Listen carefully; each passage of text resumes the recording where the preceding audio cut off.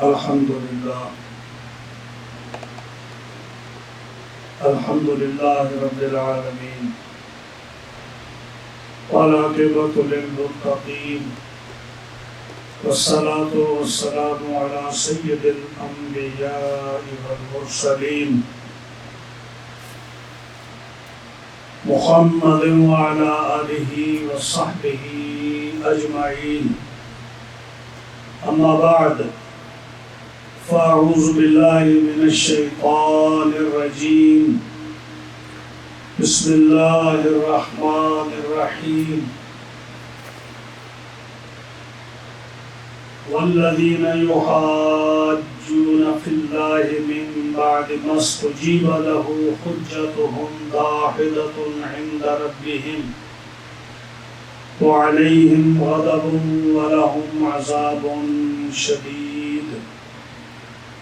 الله الذي أنزل الكتاب بالحق والميزان وما يدريك لعل الساعة قريب. يستعجل بها الذين لا يؤمنون بها والذين آمنوا مشفقون منها ويعلمون أنها الحق. ألا إن الذين يمارون في الساعة لفي ضلال بعيد. الله لطيف بعباده يرزق من يشاء وهو القوي العزيز. من كان يريد حرث الآخرة نزد له في حرثه ومن كان يريد حرث الدنيا نؤته منها وما له في الآخرة من نصيب. صدق الله مولانا العظيم وبلغنا رسوله النبي الكريم الأمين ونحن على ذلك لمن الشاهدين والشاكرين والحمد لله رب العالمين. مولاي صل وسلم دائما ابدا على حبيبك خير الخلق كلهم فإن من جودك الدنيا وضرتها ومن علومك علم اللوح والقلم. يا أكرم الخلق ما لي من ألوذ به سواك عند حلول الحادث الأممي. فاق النبيين في خلق وفي خلق ولم يدانوا في علم ولا كرم. لعن دعته النصارى في نبيهم واحكم بما شئت مدحا فيه واحتكمي.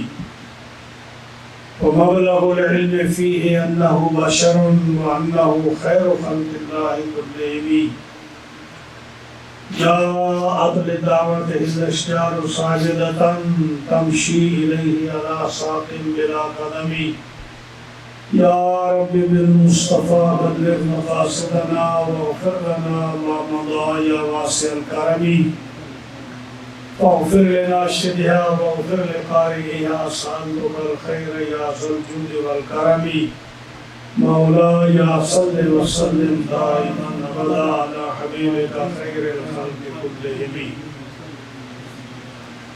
معززین حاضرین و سامعین کرام، قرآن مجید فرقان حمید قرآن رشید کے اس ہفتہ وار درس میں آج ہم نے سورۃ شورى کی 5 آیات کریمہ تلاوت کی ہیں. آیت نمبر 16, 17, 18, 19 اور 20. انشاءاللہ العزیز ان 5 آیات کریمہ کا ترجمہ تفسیر عرض کریں گے. رب تعالیٰ جل شانہ حق بیان کرنے کی توفیق عطا فرمائے. مجھے اور آپ پر اس پر عمل کی توفیق بخشے.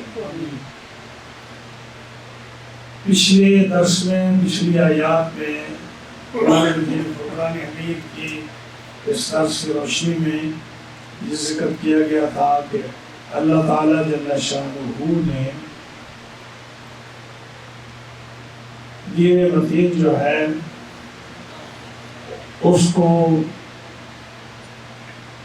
جو ہے فرمایا کہ ہم نے وہی دین تمہیں دیا جو ہم نے پہلے انبیاء کو دیا، کیونکہ دین اللہ کے نزدیک اسلام ہے۔ اسی پر حکم ہوا کہ اسی پر عمل کرو اور یہی حق ہے۔ اسی روشنی میں آگے فرمایا کہ جب اس دین متین کا ذکر ہوا تو مشرکین اور یہود نے مخالفت کی۔ مشرکین مکہ جو تھا، مشرکین مکہ انہوں نے کہا کہ یہ مسلمان جو ہے یہ اب صفوں کے صفے، شہروں کے شہر اسلام میں داخل ہو رہے ہیں۔ یعنی جب سورہ نازل ہوئی اذا جاء نصر اللہ والفتح ورأیت الناس يدخلون فی دین اللہ افواجا، تو جب اللہ کی مدد اور نصرت آئی تو پھر دین اسلام میں فوجوں کے فوجیں، شہروں کے شہر، گاؤں کے گاؤں، قبیلوں کے قبیلے داخل ہونے شروع ہوئے۔ مشرکین کو یہ بات بڑی بری لگی۔ انہوں نے کہا کہ وہ جو باقی ماندہ مسلمان شہر میں رہ گئے تھے ان کو کہنے لگے کہ پھر تم ہمارے پاس کیوں بیٹھے؟ جب شہروں کے شہر، گاؤں کے گاؤں، قبیلوں کے قبیلے اسلام میں داخل ہو گئے تو اب تم بھی چلے جاؤ وہاں، تم یہاں کیا کر رہے ہو؟ تو تم نکل جاؤ یہاں سے، ہمارے پاس نہ ٹھہرو۔ اور اسی طرح جب یہود نے دیکھا کہ اسلام جو ہے یہ پھیلتا جا رہا ہے اور مسلمان نبی کریم صلی اللہ علیہ وسلم کی دعوت پر لوگ مسلمان ہوتے چلے جا رہے ہیں اور بہت سارے لوگ مسلمان ہو گئے، تو یہود اور عیسائی انہوں نے کیا کہا؟ انہوں نے کہا کہ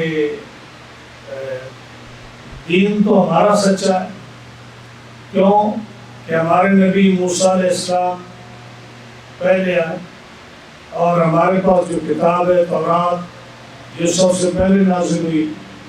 عیسائیوں نے کہا کہ ہمارے نبی عیسیٰ علیہ السلام پہلے آئے، ہماری جو کتاب ہے انجیل یہ پہلے آئی قرآن سے۔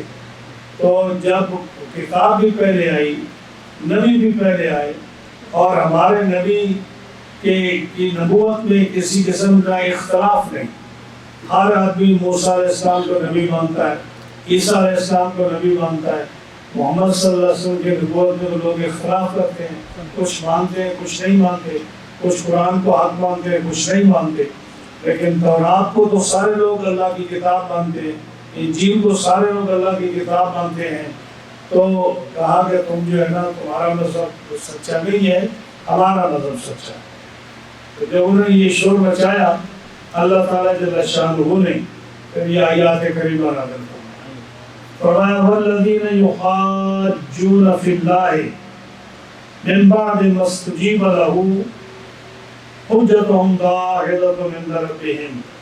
فرمایا کہ وہ لوگ، یعنی چاہے وہ مشرکین ہوں جو کہتے تھے کہ تم مسلمانوں ہمارے پاس اب کیوں رہتے ہو، ادھر چلے جاؤ تم، یا وہ یہود اور نصارہ جو کہتے تھے کہ ہمارا دین سچا ہے، ہمارا مذہب سچا ہے، ہماری کتاب سچی ہے، ہمارا نبی سچا ہے، اس کے معجزے مشہور ہیں، ان کی کتاب مشہور ہے، وہ متفق علیہ ہے، اور تمہارا قرآن میں اختلاف ہے، محمد صلی اللہ علیہ وسلم کے نبوت میں اختلاف ہے، تو تم جو ہے نا ہمارے مذہب کو قبول کر لو اور اسلام کو چھوڑ دو۔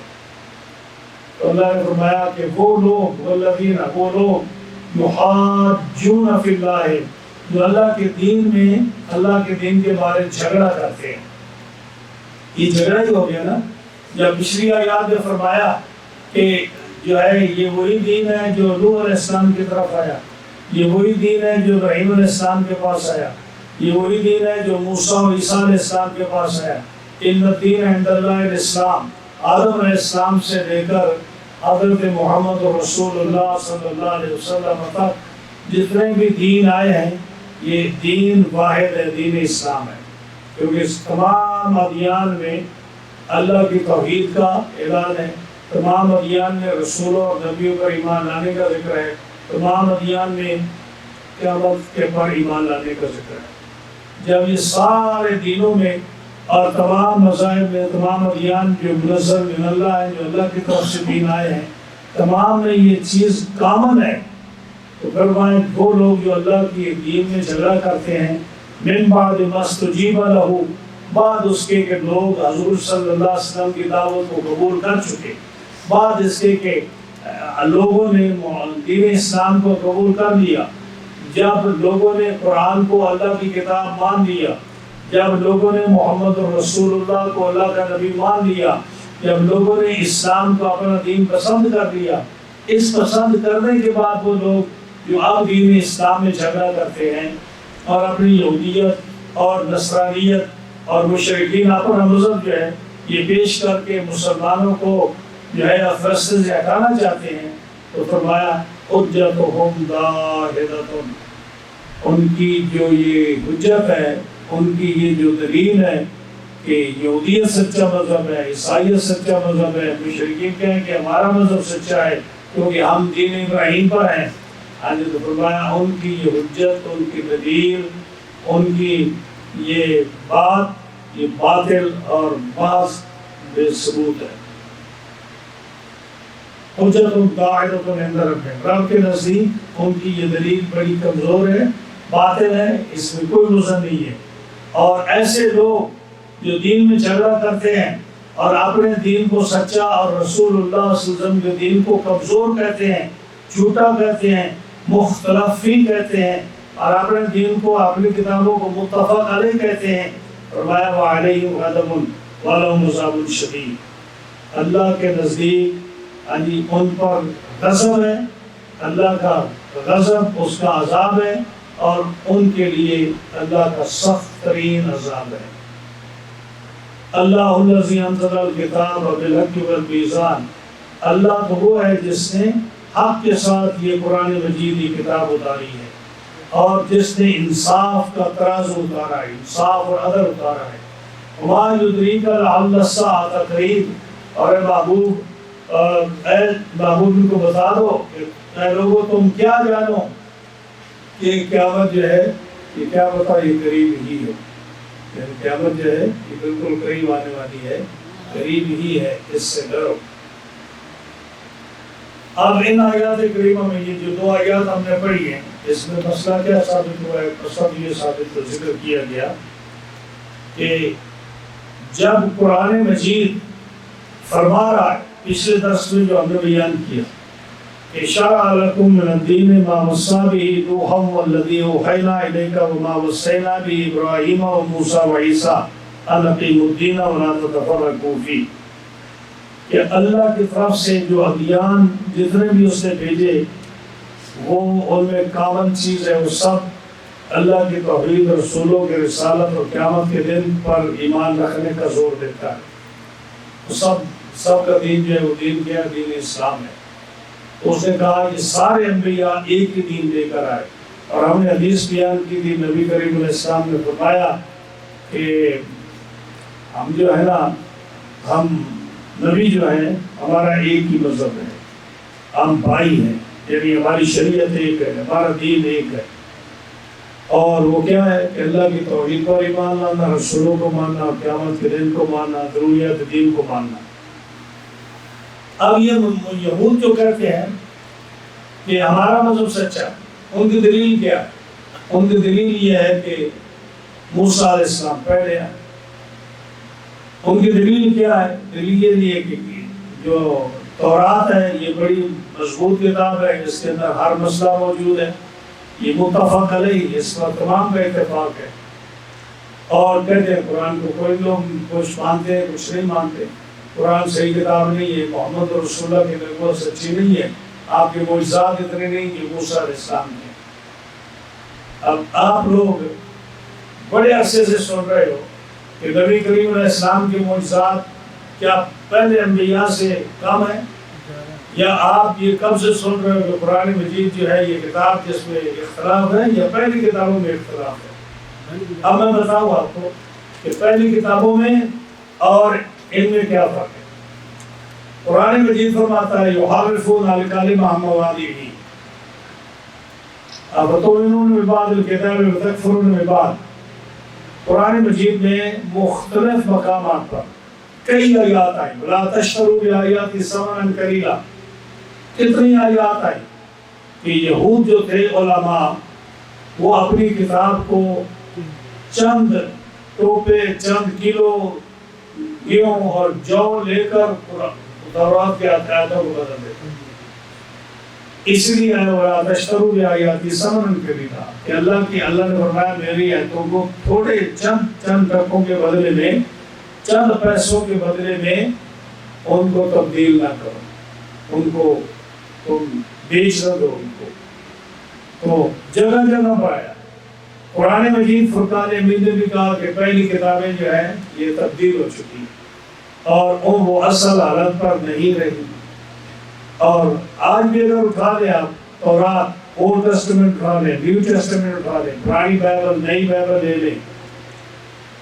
میرے پاس بھی کئی بائبلیں موجود ہیں جب ان کا موازنہ کیا گیا جو آج سے 100 سال پہلے پرنٹ ہوئی تھی اس کو لے لیں اور جو آج پرنٹ ہوئی ہے اس میں کئی آیات غائب ہیں، اس میں کئی رکوع غائب ہیں، اس میں کئی چیپٹر غائب ہیں اور چھوٹی موٹی جو آیتوں کی تبدیلی یا لفظوں کی تبدیلی ہے یا لفظوں کا غائب ہونا وہ تو بہت عام ہے. یہ میں بات کر رہا ہوں تورات کی. یہی حال انجیل کا بھی ہے. انجیل میں آپ دیکھیں اس میں بھی ایک آیت پہلے تھی ایسے چند سال پہلے اور موجودہ انجیل میں یا موجودہ زبور میں موجودہ تورات میں وہ نہیں ہے. تو قرآن مجید دیکھنے 1400 سال ہو گیا. آپ کسی دوسرے ملک سے رشیا سے چائنا سے اور ان ملکوں سے لے لیں جو نان مسلم کنٹریز ہیں وہاں سے قرآن کا کوئی نسخہ لے لیں اور پھر آپ اسلامی کسی ملک میں چلے جائیں وہاں سے ایک نسخہ لے لیں اور پھر آپ کسی اور ملک میں چلے جائیں، آپ کسی بھی دنیا کے کسی کونے پر چلے جائیں اور ہر ملک سے اور ہر بر اعظم سے آپ ایک نسخہ لے لیں اور اس کو ملائیں، اگر آپ کو زبر زیر کا بھی فرق نظر آتا ہے. یہ قرآن کی صداقت کی بات، یہ قرآن کی صداقت کی بات ہے. اور پھر آپ حافظوں کو لے لیں جنہوں نے قرآن مجید حفظ کیا ہے. ہاں جی، وہ کبھی قرآن مجید میں اگر پرنٹنگ کے حساب سے غلطی ہو بھی گئی ہے کہیں سے انسانی ایرر جو ہے وہ اگر ہو بھی گیا ہے تو اللہ نے حفاظ کو جو یہ نعمت بخشی ہے حافظ قرآن اٹھائے گا اور دیکھے گا کہے گا کہ یہ یہاں تو زبر ہونی چاہیے تھی، زیر ہے، یہاں پیش ہونی چاہیے تھی، زیر لکھی ہوئی ہے، تو وہ اس کو تبدیل کر. ہم نے خود اپنی زندگی میں کئی دفعہ پرنٹنگ میں غلطیاں دیکھی پائی گئی، ہم نے اس کو تبدیل کیا. جب دوسرے قرآن سے ملا ہو گرامر کے حساب سے دیکھو تو وہ برداشت جو حافظ زبر زیر نہیں برداشت کر سکتا تو قرآن کا نازل کرنے والا جس نے ذمہ داری لی ہے اِنَّا نَحْنُ نَزَّلْنَا الذِّكْرَ وَإِنَّا لَهُ لَحَافِظُونَ، ہم نے ہی قرآن کو نازل کیا اور ہم ہی اس کی حفاظت کرنے والے. وہ کب برداشت کرے گا کہ میرے قرآن میں تبدیلی آ جائے؟ جب اس نے وعدہ لیا. تو تورات کو دیکھ لیں، انجیل کو دیکھ لیں، زبور کو دیکھ لیں، جتنی کتابیں پہلے موجود ہیں، پہلی بات تو یہ ہے کہ وہ اصل حالت میں کوئی کتاب آج موجود نہیں ہے. تورات یہ ہبرو میں نازل نہیں ہوئی، یہ تورات جو ہے یہ سریانی زبان میں نازل ہوئی. سریانی زبان کا ایک نام نشان بھی نہیں ہے. بائبل جو ہے یہ بھی اس زبان میں نازل نہیں ہوئی، وہ جس زبان میں نازل ہوئی ہے وہ نہیں، اس کا ایک لفظ بھی موجود نہیں ہے. آپ بائبل کس میں ہے؟ آپ دیکھ لو بائبل جو ہے اردو میں ہے، انگلش میں ہے، چائنیز زبان میں ہے، رشین زبان میں ہے اور عربی زبان میں ہے، دنیا کی مختلف زبانوں میں ہے. جیسے قرآن مجید جو ہے اس کا ٹرانسلیشن ہر زبان میں ہے، لیکن اصل قرآن کس میں ہے؟ عربی میں ہے۔ آپ جس زبان میں فرماتا انا انزلناہ قرآن عربیا، ہم نے قرآن کو عربی میں نازل فرمایا۔ آج عربی میں قرآن مجید پوری دنیا میں موجود ہے۔ ایون وہ ممالک جو جن کی عربی زبان نہیں ہے، وہاں بھی دیکھ لو قرآن مجید عربی زبان میں موجود ہے۔ تو یہود کیسے کہہ سکتے ہیں کہ قرآن مجید جو ہے یہ مختلفی ہے، یعنی اس میں اختلاف ہے اور یہ اصلی حالت میں نہیں ہے، جبکہ ہم ثابت کرتے ہیں کہ قرآن مجید اصلی حالت میں ہے۔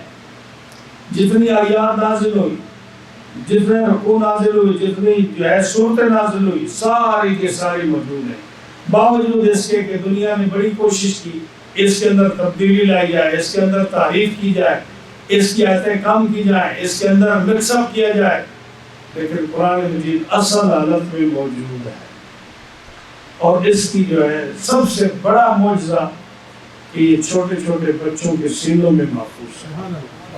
سب سے بڑی بات، آپ ایک پمفلٹ جو ہے وہ آپ یہ پیپر لکھا ہوا نا، ایک پیج ہے نا، اس کو کوئی آدمی لفظ ب لفظ زبر زین کے ساتھ نقطوں کے ساتھ اس کو کوئی میمورائز کر کے لکھا نہیں کر سکتا، نہیں کر سکتا۔ اور اتنی بڑی قرآن مجید دیکھیں گے، اتنا بڑا قرآن مجید اللہ کی مدد سے یہ حافظوں کے سینوں میں موجود ہے۔ کتنی بڑی رب تعالیٰ کی نعمت ہے۔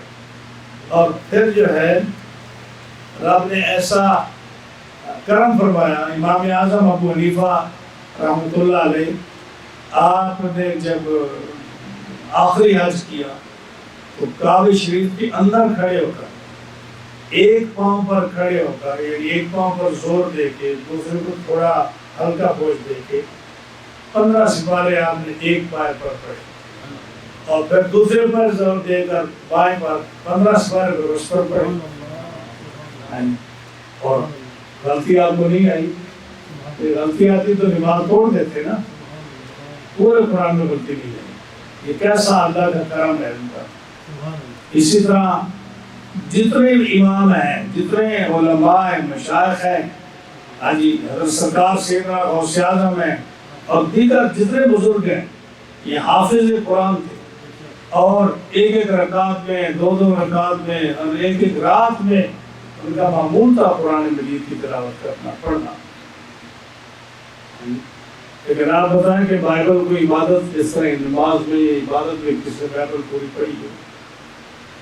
سوائے انبیاء کے بنی اسرائیل میں یہ بائبل جو اس کے حافظ ہوتے تھے تو صرف نبی ہوا کرتے تھے، صرف نبی۔ قرآن کا یہ معجزہ ہے کہ یہ قرآن جو ہے یہ مسلمانوں کے چھوٹے چھوٹے بچوں کو، اور جس کا قرآن پر ایمان نہیں ہے وہ حافظ نہیں ہو سکتا، جس کا قرآن پر ایمان نہیں ہے حافظ نہیں ہو سکتا۔ کوئی یہودی دکھا دے، کوئی عیسائی دکھا دے، اور جو ہے شیعہ کو دکھا دے، کیونکہ شیعہ کا قرآن پر ایمان نہیں ہے تو کیسے حافظ ہوں گے؟ ہاں جی، جو کہتے ہیں قرآن مکمل نہیں، جس کے اندر ہے کہ فلاں سورت مکمل نہیں، فلاں سورت مکمل نہیں، صحابہ نے فلاں سورت نکال دی، فلاں نکال دی، ہاں جی، اور پھر قرآن کو سینے میں کیسے رہے گا؟ کہ آپ مکے پڑھتے ہو، آپ کو پڑھتے ہیں نا مکے، کیوں جی مکے پڑھتے ہیں نا سینے میں، اور قرآن کیسے اس سینے میں رہے گا؟ یہ اللہ کا یہ نور ہے، یہ مقدس کتاب ہے، اس کو جو ہے نا ہر آدمی یاد نہیں کر سکتا۔ تو یہ بڑی نعمت ہے۔ تو کیا فرمایا کہ یہود تمہاری کتاب محرف ہے، تبدیل ہو چکی ہے، اور قرآن تبدیل نہیں ہوا۔ دوسری بات، قرآن آج اصل زبان میں ہے، اور تورات، انجیل، زبور اصل زبان میں نہیں ہے۔ جب اصل زبان میں نہیں ہے تم کیسے کہہ سکتے ہو کہ یہ تبدیل نہیں ہوئی؟ ہاں جی، قرآن مجید اصل زبان، اصل لینگویج میں جس میں نازل ہوا اسی میں ہے، تورات، انجیل، زبور نہیں ہے۔ تورات میں، انجیل میں انبیاء کی توہین ہے، موجودہ تورات اور انجیل میں انبیاء کی توہین ہے۔ قرآن مجید میں ان کا اس توہین کا جواب ہے، نبیوں کی صداقت ذکر کی گئی۔ اب دیکھیں انجیل اٹھا کے دیکھیں، یہ پرانی انجیل جو ہے کہ جس کو تورات بولتے ہیں، اولڈ ٹیسٹمنٹ، اس کو دیکھیں، نئی کو دیکھ رہے ہیں، جہاں عیسیٰ نے حضرت نوح علیہ السلام کو بتایا گیا کہ وہ شراب کی حالت میں، نشے کی حالت میں جو ہے بغیر کپڑوں کے آ کھڑے ہوئے۔ حضرت لوط علیہ السلام کے بارے میں ذکر آیا کہ ان کی جب وہ گئے تو ان کی اولاد میں صرف 2 بیٹیاں تھیں، بیٹا کوئی نہیں تھا۔ والیاذ باللہ، زبان اجازت نہیں دیتی کہ آپ وہ زبانیں وہ تورات اور انجیل کی جو عبارتیں وہ پڑھیں۔ تو دونوں بیٹیوں نے حضرت لوط علیہ السلام کو، اپنے باپ کو شراب پلائی باری باری، اور نشے میں لا کر انہوں نے کہا کہ ہماری اولاد نہیں ہوگی، ہماری تو جنریشن ختم ہو جائے گی اگر ہم اولاد پیدا نہ کریں۔ تو باپ سے ہم بستری کر کے والیاذ باللہ انہوں نے اپنی اولاد حاصل کی۔ تو یہ بائبل بتا رہی ہے، یہ جو ہے انجیل تورات بتا رہی ہے، یہ ان کی کتابیں، یہود و نصارہ کی کتابیں بتا رہی ہیں۔ عیسیٰ علیہ السلام کے بارے میں کہ ان کی جو 3 دادیاں نانیاں تھیں وہ پراسٹیٹیوٹس تھیں علیہ باللہ تعالیٰ میں لوگ، یہ کتاب بتا رہی ہے۔ لیکن قرآن کیا کہتا ہے؟ وَأُمُّهُ صِدِّیقَةٌ، قرآن کیا کہتا ہے؟ وَأُمُّهُ صِدِّیقَةٌ، کہ عیسیٰ علیہ السلام کی ماں حضرت مریم صدیقہ تھی، طاہرہ تھی، پاک دامن تھی۔ اذ قالت الملائکۃ یا مریم ان اللہ اصطفاک علی نساء العالمین، اے مریم اللہ نے تمہیں جہان کی ساری عورتوں سے چن لیا۔ قرآن تو یہ اعلان فرماتا ہے، اور وہ کہہ کہ یہ قرآن جو ہے یہ محرف ہے اور ہماری کتاب سچی ہے۔ جس کتاب میں نبیوں کی توہین ہو، جس میں رسولوں کی توہین ہو، جس میں خدا کی توہین ہو، جس میں حقیقت بات جو ہے وہ چھپائی گئی ہو، جس میں اتنی ملاوٹ ہو چکی ہو، اس کو یہود کیسے کہتے ہیں کہ ہماری کتاب سچی ہے؟ تورات جو ہے یہ صاف کہتی ہے کہ یہ کس کے لیے؟ یہ بنی اسرائیل کے لیے۔ عیسیٰ علیہ السلام صرف بنی اسرائیل کے لیے آئے، موسیٰ علیہ السلام اور جتنے بھی انبیاء ہیں صرف بنی اسرائیل کے لیے آئے، یعنی مخصوص قوم کے لیے، مخصوص علاقے کے لیے، مخصوص لوگوں کے لیے آئے۔ اس لیے آپ دیکھتے ہو کہ عرب میں جو تھے وہ لوگ وہ دین ابراہیمی پر قائم، کوئی عیسائی یہودی نہیں تھا اس میں، اس لیے کہ ان کے اوپر موسیٰ علیہ السلام، عیسیٰ علیہ السلام کا کلمہ پڑھنا ان کے لیے لازمی نہیں تھا، اس لیے کسی نے ان کو تبلیغ کی، نہ یہ انہوں نے ان کا مذہب قبول کیا۔ لیکن اسلام کو دیکھیے کیا فرمایا، تبارک الذی نزل الفرقان علی عبدہ لیکون للعالمین نذیرا۔ اللہ نے قرآن مجید نازل فرمایا اور صرف عرب کے لیے نہیں، للعالمین نذیرا، پوری کائنات کے لیے رب تعالیٰ نے قرآن مجید کو کتاب قرار دیا۔ یا ایھا الناس انی رسول اللہ الیکم جمیعا، رسول اللہ صلی اللہ علیہ وسلم تمام نسل انسانی کے لیے آپ رسول بن کر آئے۔ اور موسیٰ علیہ السلام، عیسیٰ علیہ السلام صرف تورات پڑھیں، انجیل پڑھیں، کہا جاتا ہے چلڈرن آف اسرائیل، ہم صرف اسرائیلی بھیڑوں کے لیے ہم آئے۔ شیپرڈ کا لفظ زیادہ استعمال ہوا، بھیڑوں کا لفظ زیادہ استعمال ہوا تورات میں، چلڈرن آف اسرائیل، بنی اسرائیل کا لفظ استعمال ہوا کہ ہم صرف جو ہے ہم ان اسرائیلی بھیڑوں کے لیے ہم آئے ہیں، ہم پوری کائنات کے لیے، پوری دنیا کے لیے نہیں آئے۔ تو قرآن مجید کا اعلان ہے کہ ہم پوری دنیا کے لیے یہ کتاب جو ہے نذیر بن کر آئیے، رسول اللہ صلی اللہ علیہ وسلم پوری دنیا کے لیے رسول بن کر آئے۔ یہ قرآن کی دعوت عام ہے اور رسول اللہ صلی اللہ علیہ وسلم کی دعوت بھی عام ہے۔ اسی طرح بنی اسرائیل کو دیکھو، بنی اسرائیل کے احکام میں کتنی سختی تھی. زکوٰۃ جو تھی وہ کیا تھی؟ چوتھا حصہ. یعنی آج زکوٰۃ کتنی ہے؟ 40واں حصہ. 40واں حصہ. اور وہ بھی جس کے پاس اتنا مال و دولت ہو کہ وہ افورڈ کر سکتا ہو تو صاحب نصاب بنتا ہو. بنی اسرائیل میں زکوٰۃ جو تھی وہ 1/4 کیا تھا، وہ دینا پڑتا تھا. بنی اسرائیل میں اگر کپڑا ناپاک ہو جاتا تھا تو دھونے سے پاک نہیں ہوتا تھا، اس کو کاٹنا پڑتا تھا.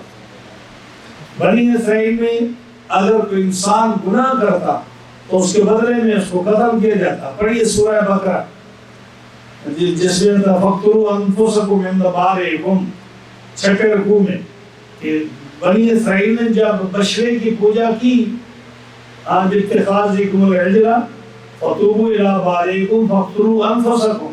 جب بشرے کی برشب کی عبادت کی، شرک کیا، تو حکم کیا ہوا کہ تلواریں پکڑ دو اور ایک دوسرے کے ساتھ لڑائی کرو. رب تعالیٰ نے جہان پر اندھیرا طاری کر دیا، اندھیرا ہو گیا، اور تلوار انہوں نے پکڑ لی اور ایک دوسرے کو مارنا شروع کر دیا کہ ہم نے گناہ کیا ہے، ہم اس پر معافی مانگیے. جب رب تعالیٰ نے اس اندھیرے کو ختم فرمایا تو 70,000 آدمی کا قتل ہوا. یہ توبہ ہے بنی اسرائیل کی. لیکن امت مصطفیٰ میں کیا توبہ ہے؟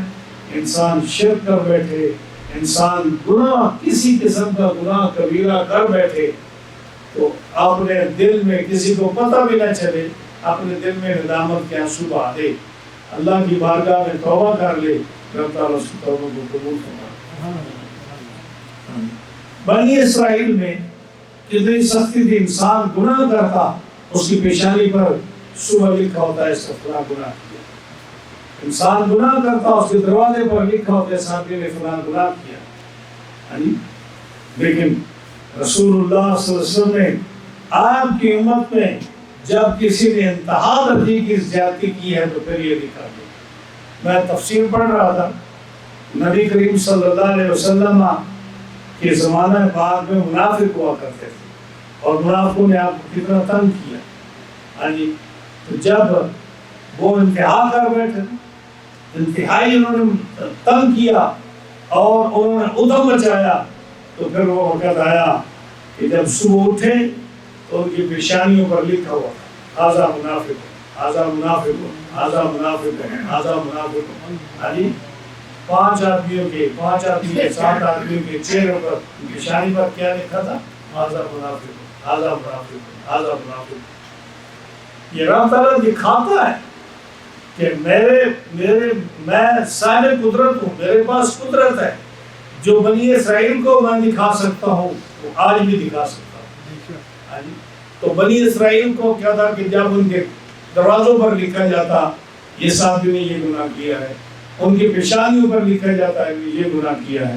لیکن اللہ تعالیٰ جل شانہ نے حضور علیہ السلام کی امت پر کتنا کرم فرمایا. انسان اتنے بڑے بڑے گناہ کر کے آتا ہے اور جب مخلوق کے سامنے آتا ہے، لوگوں کے سامنے آتا ہے، وہ اس کو سب سے زیادہ نیک سمجھتے ہیں. اتنا کریم ہے، ستار العیوب ہے کہ اس نے لوگوں کی پردہ پوشی ایسے فرمائی ہے حضور کی صدقے کی وجہ سے، سرکار دو عالم علیہ السلام کی برکت سے، کہ وہ آدمی اس کو پتا میں نے کتنا بڑا گناہ کیا ہے، میں کتنا بڑا ظالم ہوں، کتنا بڑا مجرم ہوں، لیکن انسان اس کے ہاتھ چوم رہے ہیں، اس کو فالو کر رہے ہیں، اس کے پیچھے پھر رہے ہیں، اس کے حکم کو مان رہے ہیں. انسان اس کو نہیں سمجھ رہے. یہ کرم ہے سرکار دو عالم صلی اللہ علیہ وسلم. ما کان اللہ لیعذبهم وانت فیہم. کافروں کو عذاب نہیں ہوتا کہ رسول اللہ تمہارے اندر موجود ہے. اسی طرح جو ہے جو مشرکین تھے یعنی یہود تھے، ان کے اندر ایسی چیز تھی کہ ان کے اندر یعنی کام کرنے کی بڑی سخت تھی، حکم بڑے سخت تھے ان کے لیے. جب وہ قربانی کرتے تو حکم تھا کہ پہاڑ پر رکھ کے آؤ، اس کو آگ کھا جاتی تو قبول ہو جاتا، آگ نہ کھاتی اسی طرح بدبو پڑ جاتی اس میں، تو ان کی قربانی قبول نہیں ہے. آج مسلمان قربانی کرتا ہے وہ کہتا ہے خود کھاؤ موج کرو. وہ ذات اس نے قبول کیا یا نہیں کیا یہ کسی کو پتہ نہیں چلے گا. لیکن تم کھاؤ. غنیمتوں کا مال یہ جائز. پہلی امتیں جب تک مسجد میں نہ جائیں نماز نہیں ہوتی تھی. فرمایا یہ سارے روزی جو مسجد میں تو برا حضور کے لیے مسجد بن گئی. تو حضور صلی اللہ علیہ وسلم کا دین آفاقی دین ہے، یہ گاؤں کا دین نہیں ہے، پوری کائنات کا دین ہے. نبی کریم علیہ السلام نے فرمایا کہ جہاں تک سورج کی روشنی جائے گی، جہاں تک رات کا اندھیرا جائے گا، وہاں تک میرا دین پھیلے گا.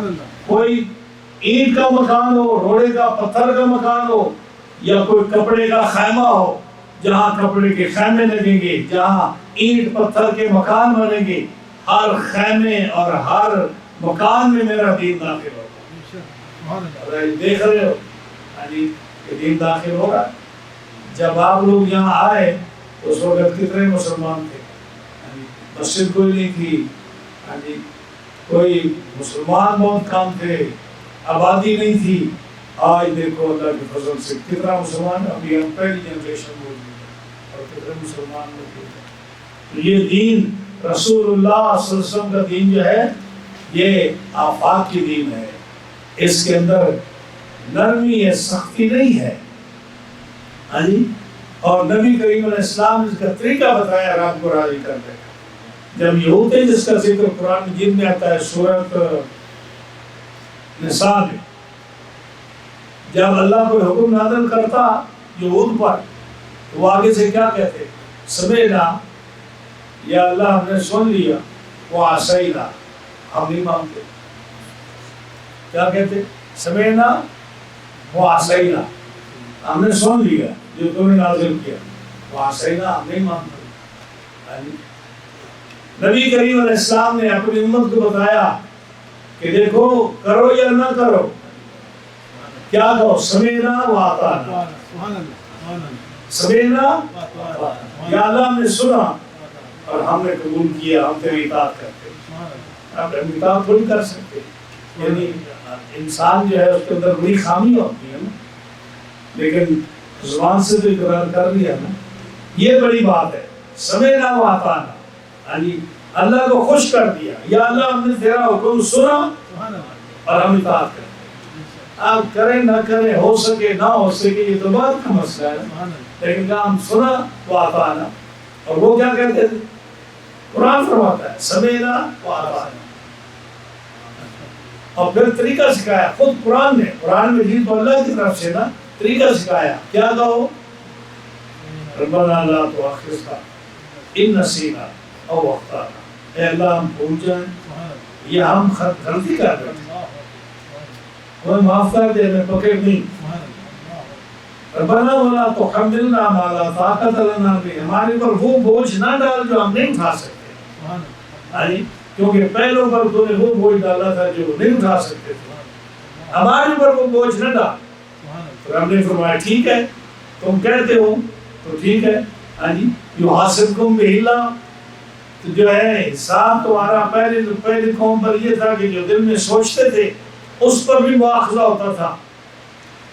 تمہارے لیے وہ مواخذہ نہیں ہے، جو دل میں سوچتے وہ گناہ نہیں ہے. اللہ تعالیٰ کا کتنا کرم ہے، وہ اتنا کریم ہے.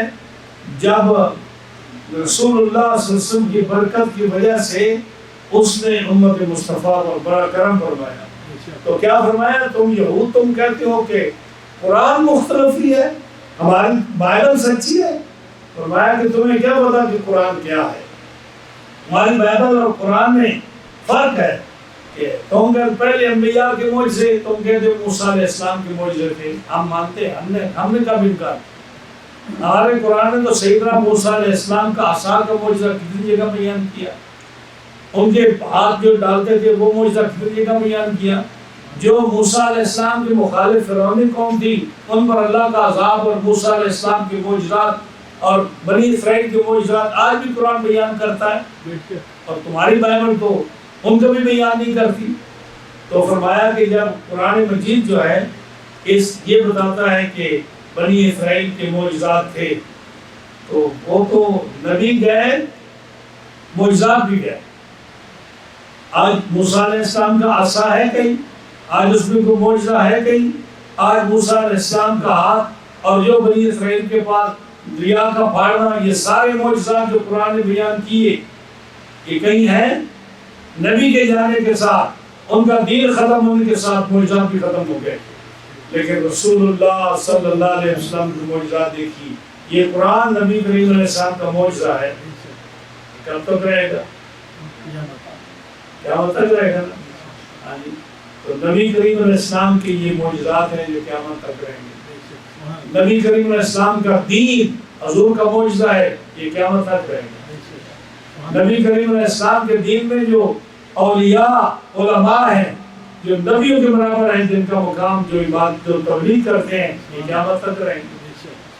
دین اسلام کی سچائی قیامت تک رہے گی. جب تک قیامت نہیں آئے گی، قیامت کب نہیں ہے، کب تک نہیں آئے گی؟ جب تک ایک شخص بھی لا الہ الا اللہ محمد رسول اللہ کہنے والا رہے گا، قیامت نہیں آئے گی. یہ نبی کریم علیہ السلام کا معجزہ ہے. تو تم کہتے ہو کہ اسلام جو ہے یہ مختلف ہی ہے اور ہمارا مذہب سچا ہے. پھر دیکھو تورات میں حکم ہے کہ نبی کریم علیہ السلام پر ایمان لاؤ. تورات میں حکم ہے، تورات پڑھیں، اس میں جگہ جگہ ہے کہ نبی کریم علیہ السلام تشریف لا رہے ہیں. بائبل میں ہے کہ نبی کریم علیہ السلام تشریف لائیں گے. عیسیٰ علیہ السلام کہتے ہیں مجھے جانے دو، میں جاؤں گا تو تمہارے پاس میں شفاعت کرنے والا بھیجوں گا. میں وہ نبی بھیجوں گا جو دنیا میں عدل انصاف کرے گا. میں وہ اللہ کی طرف سے وہ حاکم آئے گا جو پوری دنیا پر حکومت کرے گا، وغیرہ وغیرہ. یہ تورات میں، انجیل میں یہ ساری آیات آج بھی موجود ہیں، باوجود اس کے کہ تعریف کر چکے. تو اللہ نے فرمایا والذین یحاجون فی اللہ، یہ یہودی، یہ عیسائی، یہ جو ہے مشرکین، یہ جو اللہ کے دین میں جھگڑا کرتے ہیں، جب انہوں نے دیکھا مستجیب لہ، جب انہوں نے دیکھا کہ بڑی دنیا اسلام میں داخل ہو چکی ہے اور وہ ان کو منع کر دیں تم اسلام میں کیوں آئے؟ اسلام تو مختلف ہی ہے، اسلام تو سچا مذہب نہیں ہے. فرمایا وہ کہتے رہے، رب فرماتا حجتہم داحضۃ عند ربہم، ان کی یہ دلیل باطل ہے. کیوں؟ کہ مذہب دین اسلام سچا ہے، قرآن سچا ہے، میرے محبوب محمد رسول اللہ کا دین سچا ہے. اور یہ لوگ جو کہتے ہیں علیہم غضب، ان پر اللہ کا غضب ہے، ولہم عذاب شدید، اور ان کے لیے سخت عذاب ہے. آگے فرمایا تم جو کہتے ہو نا کہ ہم اللہ کو مانتے ہیں، یہود کہتے ہیں ہم اللہ کو مانتے ہیں، عیسائی کہتے ہیں ہم اللہ کو مانتے ہیں، مشرکین کہتے ہیں ہم اللہ کو مانتے ہیں. دلیل دیتا رہا، فرماتا ہے تم اللہ کو نہیں مانتے. کیوں؟ اللہ الذی انزل الکتاب بالحق والمیزان، اللہ تو وہ ہے جس نے قرآن کو اتارا. تم قرآن کو مانتے ہو، تو جو قرآن کو نہیں مانتا وہ اللہ کو نہیں مانتا. اللہ فرماتا ہے اللہ الذی انزل الکتاب، اللہ وہ ہے جس نے قرآن کو حق کے ساتھ نازل فرمایا اور انصاف کو نازل فرمایا. جب تم قرآن کو نہیں مانتے تم اللہ کو کیسے مانتے؟ جب تم قرآن کو نہیں مانتے تمہارے اندر انصاف اور عدل ہی نہیں ہے کہ اس کی کتاب کو نہیں مانتے ہو، اس کے احکام کو نہیں مانتے ہو، اور کہتے ہو اللہ کو مانتے. ہماری نئی کا لعنت ساتھ رہی، اور تمہیں پتہ ہونا چاہیے کہ قیامت آنے والی. کیا مطلب؟ کہ وارننگ دی ہے کہ قیامت آنے والی ہے. جب قیامت آئے گی تو کیا جواب دو گے؟ قیامت آنے والی. نبی کریم صلی اللہ علیہ وسلم نے بھی فرمایا قیامت آنے والی ہے. صحابہ نے پوچھا، ایک صحابہ نے پوچھا یا رسول اللہ صلی اللہ علیہ وسلم، حضرت انس کہتے ہیں قیامت کب آنے والی ہے؟ آپ صلی اللہ علیہ وسلم نے اس کو وقت نہیں بتایا، آپ نے بتایا کہ قیامت کے لیے تیاری کیا ہے.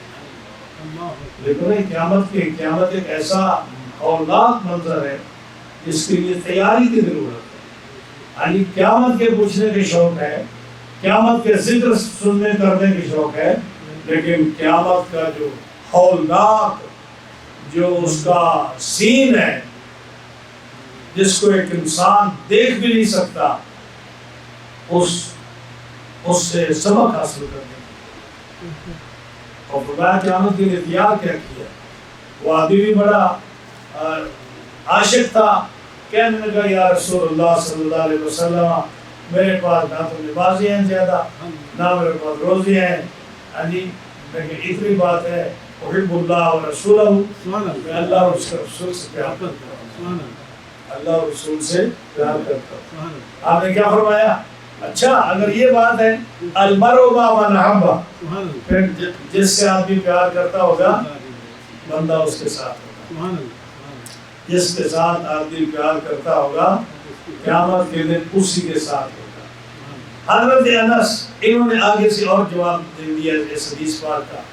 آپ فرماتے ہیں، حضرت انس کہتے ہیں، راوی ہے اس حدیث کے، حضرت انس کہتے ہیں کہ پھر جو ہے میں بڑا خوش ہوا یہ جواب سن کر، اور میں کیا سارے صحابہ ان کے اندر اتنی خوشی کی لہر دوڑ گئی یہ حدیث سن کر، جو ہم نے پہلے کبھی اتنی خوشی نہیں ہوئی جتنی یہ حدیث سن کر۔ کیوں کہ ہم نے کہا، حضرت انس کہتے ہیں، تو پھر مجھے آج یقین ہو گیا کہ میں اگرچہ میرے عمل اتنے اچھے نہیں ہیں جتنے ہونے چاہیے، میرے اتنے نمازیں، اتنے روزے، اتنے حج، اتنے زکوٰۃ، اتنے صدقات، اتنی تسبیح، اتنی تحلیل، یعنی میرے عمل اتنے اچھے نہیں ہیں، لیکن میں اللہ کے رسول سے محبت کرتا ہوں، میں ابو بکر سے محبت کرتا ہوں، میں عمر سے محبت کرتا ہوں، تو میں قیامت کے دن حضور کے ساتھ ہوں گا، حضرت ابو بکر کے ساتھ ہوں گا، حضرت عمر کے ساتھ ہوں گا۔ یہ حدیث کے الفاظ۔ تو اب پتہ چلا کہ جس سے انسان محبت کرے گا قیامت کے دن اس کے ساتھ۔ تو جو آدمی اہل بیت اطہار کے ساتھ محبت کرتا ہے وہ یقیناً قیامت میں ان کے ساتھ۔ جو صحابہ اکرام سے محبت کرتا ہوگا وہ صحابہ کے ساتھ ہوگا، جو انبیاء علیہ السلام کے ساتھ محبت کرتا ہے وہ ان کے ساتھ ہوگا، اور جو اللہ کے رسول کے حکم کے مطابق، قرآن و حدیث کے مطابق اللہ سے، اس کے رسولوں سے اور رسولوں کے صحابہ سے اور مسلمانوں سے، اولیاء سے، علماء سے، جو قرآن و حدیث کا حکم ہے اس کے مطابق جو سب لوگوں سے محبت کرتا ہوگا، حق کے ساتھ محبت کرتا ہوگا، قیامت کے دن وہ اس جماعت کے ساتھ ہوگا جو اللہ اور اس کے رسول سے محبت کرتا ہے۔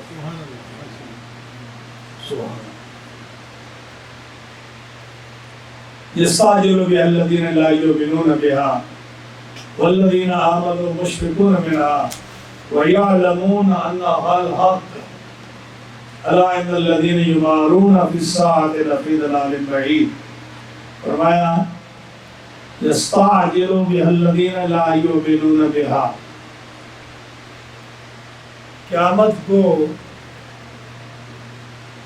قیامت کے بارے میں کون سوال کرتے ہیں زیادہ؟ یعنی یہ جو مشہور ہے نا کہ قیامت کب ہے جی، قیامت کب آ رہی ہے، یہ کون سوال کرتے تھے؟ لا یؤمنون بہا، جو قیامت پر ایمان نہیں رکھتے تھے۔ حضور سے قیامت کا سوال زیادہ کون کرتے تھے؟ جو قیامت پر ایمان نہیں رکھتے تھے۔ کیوں؟ کہ ان کا قیامت پر ایمان نہیں ہوتا تھا، تو وہ کہتے تھے یہ روز جو اعلان ہوتا ہے قیامت آ رہی، قیامت آ رہی، قیامت آ رہی ہے، یہ آتی ہے نہیں، ایسے ہی جو ہے نا ہر روز یہ شور مچا ہوا ہے جی قیامت آ رہی، قیامت آ رہی، قیامت۔ اور قیامت آئے تو پتہ چلے کہ ہم سچے ہیں یا مسلمان سچے ہیں، ہم سچے ہیں یا قرآن سچا ہے۔ آتی تو ہے نہیں، ہمارے باپ دادا مر گئے، پردادے مر گئے، قومیں مر گئی، اور کہتے ہیں قیامت بہت جلدی آنے والی ہے، آج تک تو آئی نہیں۔ تو مشرکین کیا کہتے ہیں کہ قیامت پوچھتے قیامت کب آ رہی، لاؤ نا پھر، آتی کیوں نہیں؟ ہاں جی قیامت کو لاؤ پھر۔ تو اللہ کیا فرماتا ہے؟ قیامت کی جلدی کس کو ہے؟ لا یؤمنون بہا، جو ایمان نہیں رکھتے۔ قیامت کی جلدی کس کو ہے؟ جو ایمان نہیں رکھتے۔ یعنی بار بار یہ کہتے ہیں کہ قیامت کیوں نہیں آ رہی، قیامت کیوں نہیں آ رہی، کیونکہ ان کا ایمان نہیں ہے، ان کے نزدیک قیامت ہے ہی نہیں، قیامت آنی ہی نہیں ہے۔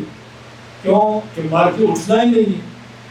یہ کیسے ہوگا کہ بندے اٹھیں گے دوبارہ؟ یہ کیسے ہوگا کہ ہڈیاں سڑ گل گئی، چمڑا ختم ہو گیا، اور انسان کا وجود ختم ہو گیا، قبروں کے نشان مٹ گئے، لوگ دریاؤں میں غرق ہو گئے، آگ میں جل گئے، ہوا میں اڑ گئے، مٹی بن گئے، کیسے اٹھیں گے؟ تو ایمان نہیں ہے نا، جن کو ایمان نہیں ہے وہ پوچھتے ہیں آئے قیامت کیوں نہیں آتی؟ آئے تو سو اللہ فرماتا ہے والذین آمنوا، اور جو قیامت پر ایمان رکھتے ہیں، جو قیامت پر ایمان رکھتے ہیں، مشفقون منہا، وہ ڈر رہے ہیں قیامت سے۔ مسلمان قیامت سے ڈرتے ہیں، یعنی جب قیامت کا خیال آ جاتا ہے جس مسلمان کو تو اس کی آنکھوں میں آنسو آ جاتے ہیں۔ آپ نے دیکھا نہیں حج کے موقع پر عرفات کے میدان میں، عرفات کے میدان میں اگر آپ کو اتفاق ہوا ہو، اگلی اب جو حج ہم نے کیے اس میں ہم نے دیکھا جب یہ ساری فیسلٹیز نہیں ہوتی تھی، پانی وغیرہ نہیں ہوتا تھا، باتھ روم نہیں ہوتے تھے، چھاؤں نہیں ہوتی تھی وہاں۔ 1982 میں جب میں گیا ایک دفعہ تو وہاں بالکل کوئی درخت، کوئی پانی، کوئی سایہ، کسی قسم کی یہ چیز نہیں تھی۔ بڑی دھوپ، گرمی، پیاس، کھانے کا انتظام نہیں، پینے کا انتظام نہیں۔ قیامت کا منظر جو ہم سنتے تھے کہ قیامت کا منظر ہے، پوری قیامت کا منظر ہے۔ مجھے یاد ہے ایک آدمی نے جو ہے نا بڑی منتیں کی کسی کو کہ پانی کی بوتل مجھے دے دے، اس نے دی۔ اس نے کہا کہ میں تمہیں دے دوں تو میں کیا پیوں؟ تو قیامت میں یہی ہوگا نا، یہ میری آنکھوں دیکھا واقعہ ہے۔ تو وہاں ہم نے دیکھا زیادہ تر لوگ بوڑھے تھے حج پر جانے والے، جب وہ ساتھ آتی ہے نا جس میں حکم ہے کہ تم دعا مانگو عصر کے بعد، تو کوہرام تھا پورے عرفات میں، ایک ایسا شور پڑا ہوا تھا رونے کا، لوگ رو رہے تھے۔ اس کے بعد پھر یہ منظر نہیں دیکھا۔ اب تو حج جو ہے نا تھوڑا ڈفرینٹ ہو گیا، اب اس کے بعد نہیں دیکھا، فراوانی ہو گئی، ہوٹل ہو گئے۔ اب تو یہ ہوتی ہے، اب تو یہ جھگڑا ہوتا ہے کہ جی آپ نے کہا تھا کہ ہم 3 ٹائم کھانا دیں گے تو دیا 2 ٹائم، آپ نے کہا تھا ہم 5 ٹائم چائے دیں گے، آپ نے چائے دی نہیں۔ یہ جھگڑا ہے کہ نہیں؟ آپ نے کہا کہ ہم بسوں پر، لگژری بسوں پر لے جائیں گے اور آپ ہمیں لے کے اس بس پر جس میں ایئر کنڈیشن پر سلو تھا، آپ نے کہا تھا کہ ہم آپ کو جو ہے وہاں سے اٹھائیں گے وہاں تک لے جائیں گے۔ یہ جھگڑا ہوتا اس وقت بات ہو۔ تو قیامت کا منظر ایسا ہے میرے دوستوں کہ جب قرآن مجید کا جب بڑے سورہ جہاں بھی قیامت کا ذکر آتا ہے کہ سورہ حج کی جو دوسری آیت ہے غالباً اس میں پڑھے کہ جب تصور آ جائے حاملہ عورت کو تو بچہ گر جائے، یعنی یہ حالت قیامت کا منظر بڑا سخت ہے۔ تو فرمایا یستعجل بها الذین لا یؤمنون بها، جلدی وہ لوگ کرتے ہیں جو قیامت پر ایمان نہیں رکھتے، بار بار پوچھتے ہیں قیامت کب آئے گی، اور جو لوگ ایمان رکھتے ہیں قیامت پر مشفقون منہا، وہ قیامت سے ڈرتے ہیں، وہ ڈرتے ہیں۔ یہ سارا کام جو ہو رہا ہے دنیا میں، روز سال رات عبادت کرتے ہیں، سال رات قرآن پڑھتے ہیں، اپنی دولت لٹا دیتے ہیں فقیروں میں، اپنے ہاتھ کی کمائی، مشکل سے کمائی ہوئی دولت، جس میں اپنے بیٹے اور بیوی اور بچوں اور کزن اور خاص قریبیوں کو ہوا نہیں لگنے دیتے، وہ چپکے سے کسی غریب کے ہاتھ میں جا کر دے دیتے۔ یہ کیوں دیتے ہیں؟ قیامت کا سارا خوف ہے، قیامت کا ڈر ہے۔ یا اللہ اس قیامت کی ہولناک منظر سے بھی بچا دے۔ یہی کرتے ہیں نا، اس لیے نفل پڑھتے ہیں، اس لیے تلاوت کرتے ہیں، اس لیے صدقہ خیرات کرتے ہیں، اس لیے رات کی نیندیں حرام کر دیتے ہیں اور جاگتے رہتے ہیں۔ کیوں؟ قیامت کا ڈر ہے مسلمان کے دل میں۔ وَيَعْلَمُونَ أَنَّ الْحَقَّ، اور وہ جانتے ہیں کہ قیامت حق ہے، کافروں کی طرح نہیں کہتے۔ أَلَا إِنَّ الَّذِينَ يُمَارُونَ فِي السَّاعَةِ لَفِي ضَلَالٍ بَعِيدٍ، خبردار وہ لوگ جو قیامت کے بارے میں شک کرتے ہیں وہ سخت گمراہی ہے۔ تو قیامت ایک ایسی چیز ہے جو آ کر رہے گی، اس کی ایمان کا حصہ ہے۔ وَبِالْآخِرَةِ هُمْ يُوقِنُونَ، قیامت پر ایمان لانا ایمان کا حصہ ہے۔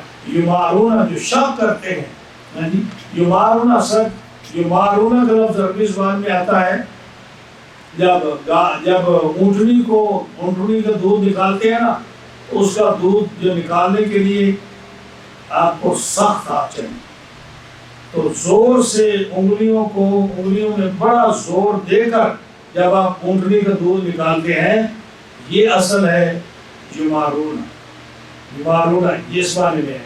تو یہاں جو ہے یہاں کس معنی میں ہے الا ان الذین یمارون، یہاں فرمایا کہ بے شک وہ لوگ جو قیامت میں شک کرتے ہیں، یہاں شک کے معنی میں آیا. تو فرمایا جو لوگ قیامت میں شک کرتے ہیں وہ سری گمراہی میں ہیں. اب یہاں ایک مسئلہ اور آیا، جلدی کا لفظ ہے نا، تو نبی کریم علیہ السلام کی حدیث ہے، آپ نے فرمایا کہ جو ہے نا الطانی من اللہ والوجلۃ من الشیطان، اطمینان جو ہے یہ اللہ کی طرف سے، اور جو جلدی ہے یہ شیطان کی طرف سے. جلدی کس کی طرف سے ہے؟ اسلام میں جلدی شیطان کی طرف سے، اور جو اطمینان ہے یہ کس کی طرف سے؟ اللہ کی طرف سے. اس لیے حکم ہے کہ سارے کام بڑے اطمینان سے سوچ سمجھ کے بڑے اطمینان مطمئن ہو کر کرو، اور کسی کام میں جلدی نہ کرو. کسی کام میں جلدی سوائے 6 کاموں، سوائے 6 کاموں کی جلدی اور کسی کام میں جائز نہیں. 6 کاموں میں جلدی جائز نہیں. بتا دوں آپ کو 6 کاموں میں جلدی ہے، باقی کاموں میں کیا ہے؟ جلدی نہ کرو. اور اطمینان جو ہے یہ اسی کا حکم ہے. اس لیے حکم ہے کہ جب نماز پڑھو تو بات کر دماغ میں شامل نہ ہو. وضو کرو، پتہ کہ قاری صاحب جو ہے یہ سلام پھیر دیں گے تو ہمیں نماز جو ہے اپنی پڑھنی پڑے گی. اور پھر پہلے تو ہم نماز پڑھتے ہوئے قاری صاحب تلاوت کرتے ہیں، ہم پیچھے کو سوچ لیتے ہیں، پھر خود پڑھنا پڑے گا تو سوچنا ختم ہو جائے گا. تو اس لیے کیا کرو، اطمینان سے آؤ، بھاگو نہیں. بھاگنے کے لیے منع فرمایا، اطمینان سے آؤ. رکعت رہ جائے پالو، رہ جائے جو مرضی ہو جائے، لیکن بھاگنا جماعت کے لیے نماز کے لیے یہ منع ہے. اور مسئلہ آ گیا تو بتا دوں امام کے لیے کیا حکم ہے کہ امام جو ہے اگر وہ پڑھ رہا ہے اور اس کو شک پڑ گیا کہ کچھ لوگ جماعت میں شامل ہونا چاہتے ہیں، اس کو نہیں پتا کون ہے. اگر تو یہ پتہ چلے کہ فلاں آدمی آ رہا ہے تو پھر تو رعایت ہو جائے گی نا اس کی، پھر تو وہ منع. لیکن اگر پتہ کہ پتہ نہیں کون آدمی جماعت سے شامل ہونا چاہتا ہے تو رہ نہ جائے، تو اس کے لیے حکم ہے کہ تھوڑی اپنی سپیڈ جو ہے ایسا کرے تاکہ وہ آدمی بھی نماز میں شامل ہو جائے. ادھر یہ حکم ہے کہ وہ شامل ہو جائے، ادھر حکم ہے کہ بھاگے نہیں آرام کے ساتھ. تو کیا فرمایا کہ 6 کام ایسے ہیں جن میں جلدی جائز ہے.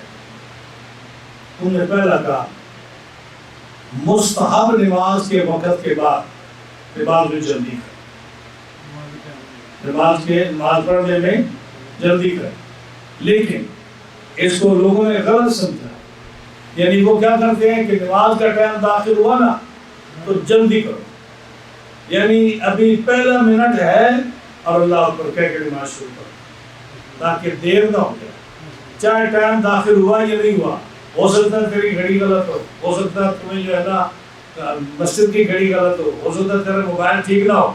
نہیں، پہلے منٹ میں نماز پڑھ لی، یہ مسئلہ نہیں ہے، یہ جلدی نہیں ہے. جلدی کیا ہے؟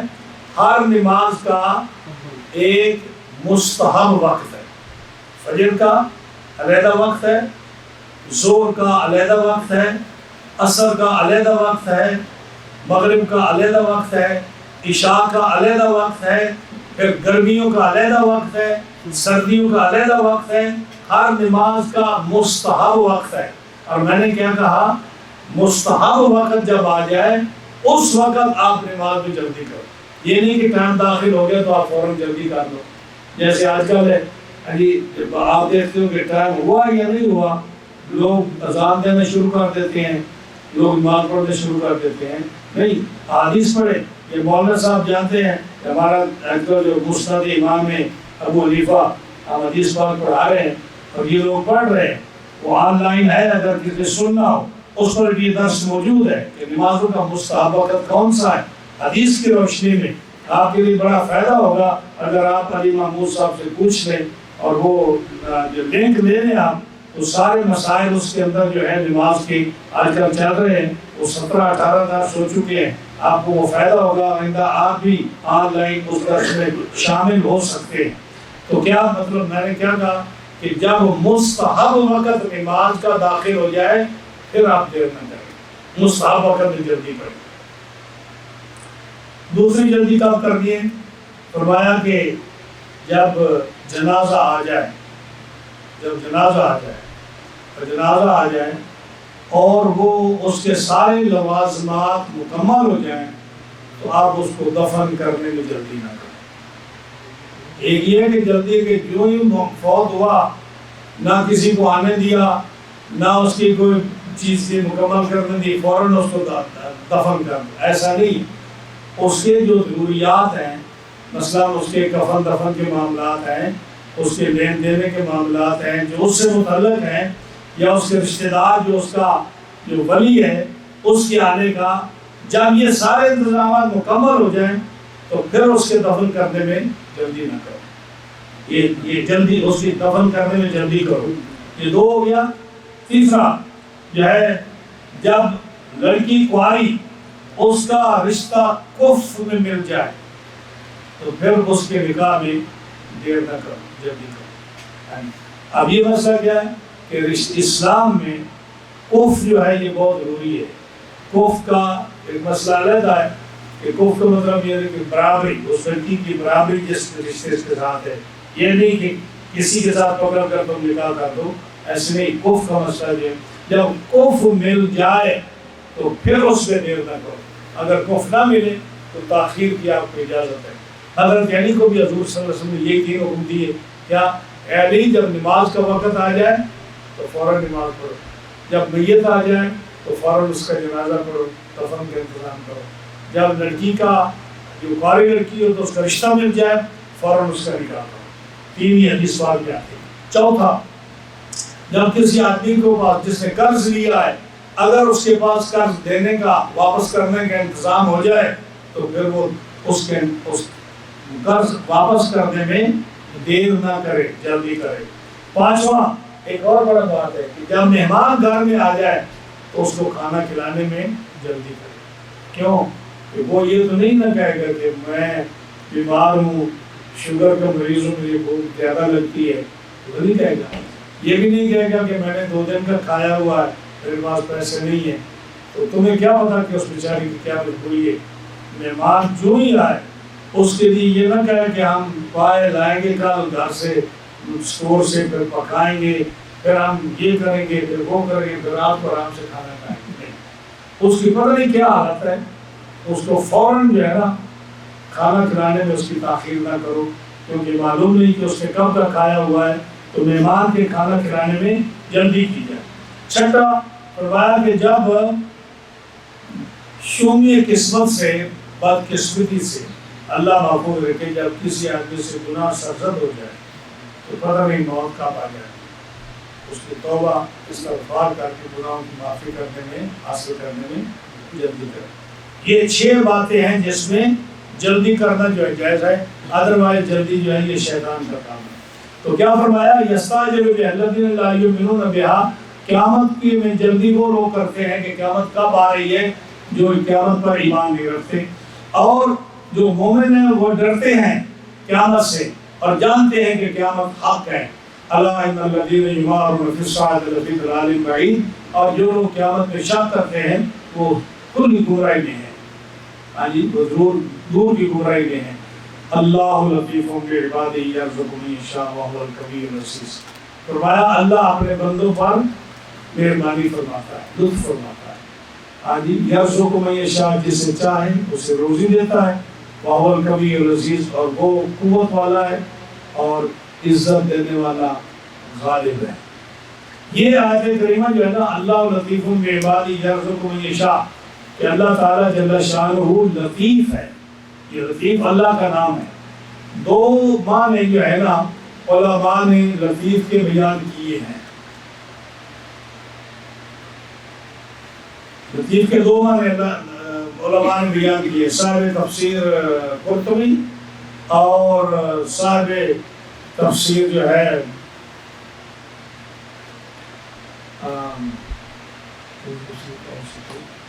دو تفسیروں والے جو میں دیکھا آج، انہوں نے 2 بار، ایک صاحب تفسیر قرطبی انہوں نے 2 معنی بیان کیے، ایک اور تفسیر 2 معنی بیان کیے۔ ایک معنی لطیف کا بیان کیا حفیظ، لطیف بابا نے حفیظ، ہا فا یا، اس کا معنی مہربان۔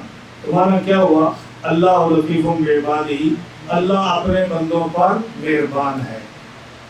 دوسرا معنی بیان کیا کہ اس کا معنی بار ہے، بار، بارف اور را پر شد، بار، اس کا معنی محسن، اللہ اپنے بندوں پر احسان فرمانے والا ہے۔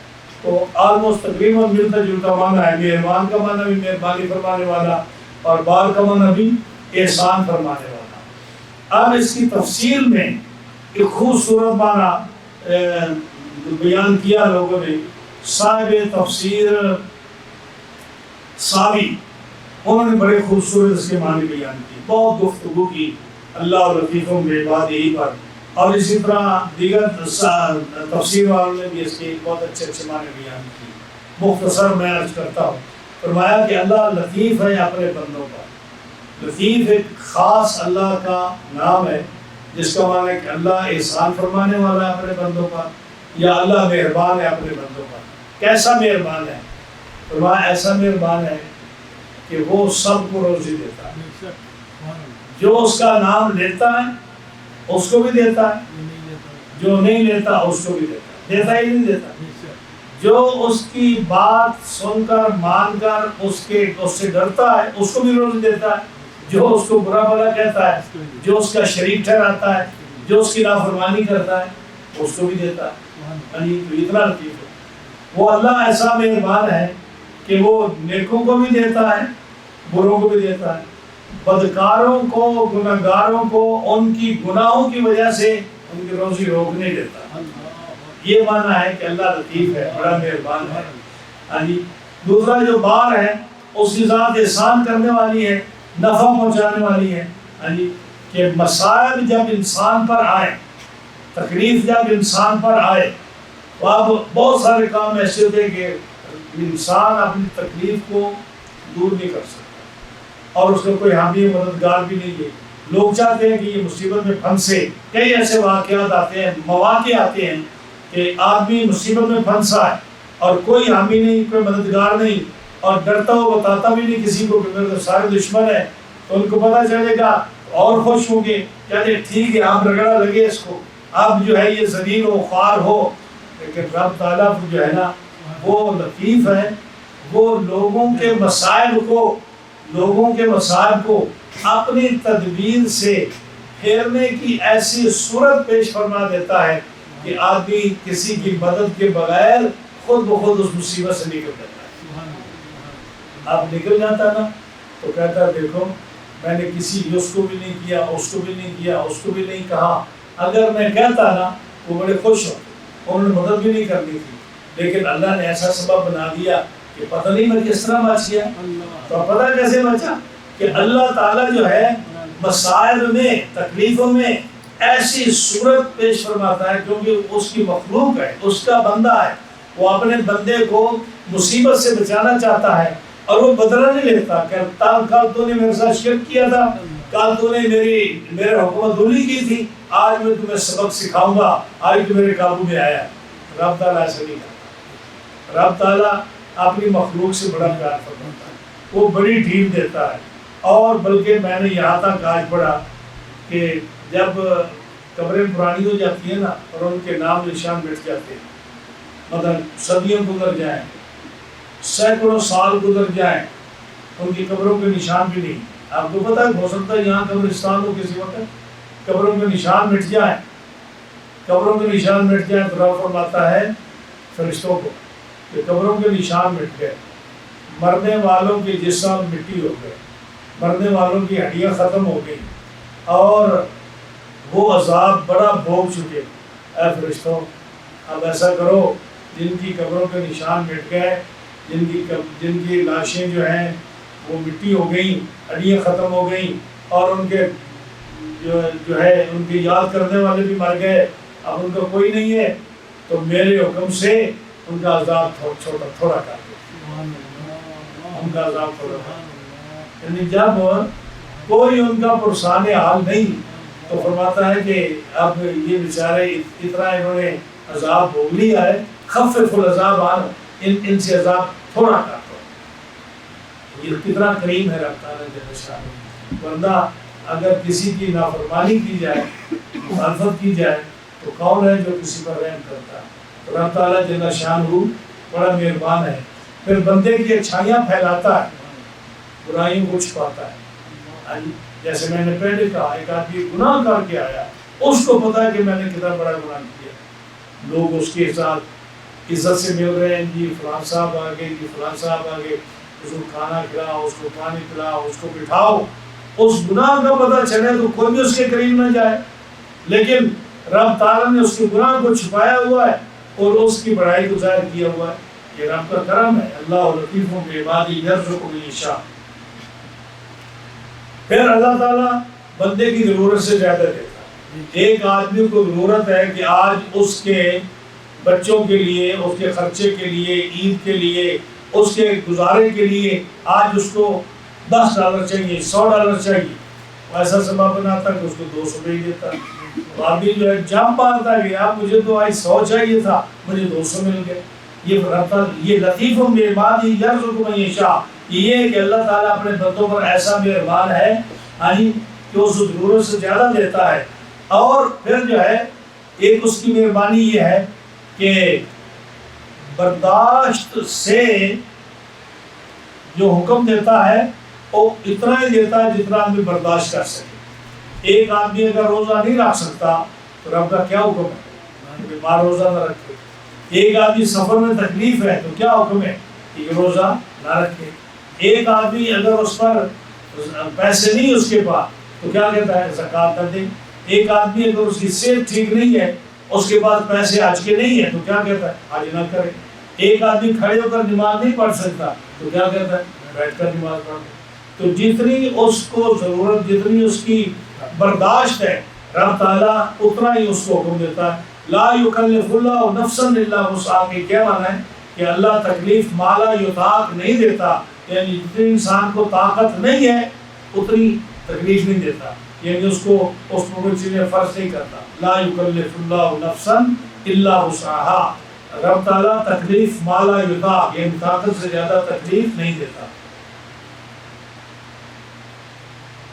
غرض ہے کہ فرمایا کہ اس بندے کے لیے اللہ تعالیٰ نے رزق کے بے شمار اقسام اور انواع پیدا کیے۔ دیکھو ایک اور بات ہے کہ اللہ لطیف بعبادہ مفسرین نے لکھا، رب نے یہ کمیونٹی پیدا فرمائی۔ اگر رب تعالیٰ کسی ایک انسان کو ساری دولت دے دیتا، اس کو سارا علم بھی دے دیتا، اس کو سارے ہنر بھی دے دیتا، اس کو ساری زبانیں دے دیتا، اور اس کو ملک کا بادشاہ بھی بنا دیتا، اس کو ساری کائنات کی نعمتیں دے دیتا، تو کسی کا محتاج ہوتا نہیں ہوتا نا۔ تو رب تعالیٰ لطیف بعبادہ اپنے بندوں پر مہربان ہے۔ اس نے کسی کو سب سے زیادہ دولت دے دی لیکن اس کو ہنر نہیں دیے۔ ہنر کس کو دیے؟ ایک اور آدمی کو، تاکہ وہ دولت والا آدمی چل کر اس کے دروازے پر جائے کہ میرا یہ کام ہے، یہ کر دے۔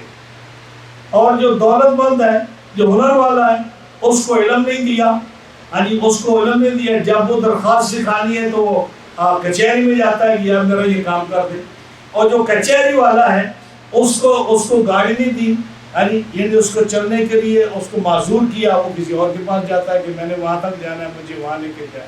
تو یہ رب تعالیٰ نے فرمایا کہ میں بقدر ضرورت، میں نے ہر آدمی کے اندر رب تعالیٰ نے وہ نعمتیں اپنی تقسیم کی ہیں، تاکہ ایک شخص دوسرے کا محتاج رہے، دوسرا تیسرے کا محتاج رہے، تیسرا چوتھے کا محتاج رہے، اور معاشرہ جو ہے ایک ایسا معاشرہ بن سکے کہ کوئی بھی آدمی کسی دوسرے آدمی سے لا تعلق نہ رہے کہ مجھے تیری کسی کی ضرورت نہیں ہے، بلکہ اس کو نا ہر کام کے لیے کسی نہ کسی کی ضرورت ہو۔